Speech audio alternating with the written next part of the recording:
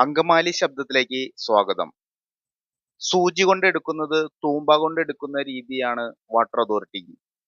Angamaly water authority ജലം പൊട്ടി പാഴായി പോകുമ്പോൾ എല്ലാം വൈകി വന്നാണ് റിപ്പയർ ചെയ്യാറ്. അതുപോലെ തന്നെ അങ്കമാലി പഴയ വാട്ടർ ടാങ്ക് സ്ഥിതി ചെയ്യുന്ന സ്ഥലത്ത് ഉണങ്ങി വീഴാറായ മരം മുറിച്ചു മാറ്റാൻ നാട്ടുകാരും വാർഡ് കൗൺസിലറും നോട്ടീസ് നൽകിയിട്ടും തിരിഞ്ഞു നോക്കിയില്ല. മഴക്കാലത്ത് വീഴാറായി നിൽക്കുന്ന മരം റോട്ടിലേക്കും അടുത്തുള്ള വീട്ടിലെ മതിലിലേക്കും മറിഞ്ഞു വീണ് വൻ നാശനഷ്ടം. അനേകം ഇലക്ട്രിക് പോസ്റ്റുകൾക്കും വീട്ടിലുള്ള ഇലക്ട്രിക് സാധനങ്ങൾക്കും നാശനഷ്ടങ്ങൾ സംഭവിച്ചു. എന്നിട്ടും വാട്ടർ അതോറിറ്റി കണ്ട ഭാവം നടിക്കുന്നില്ല.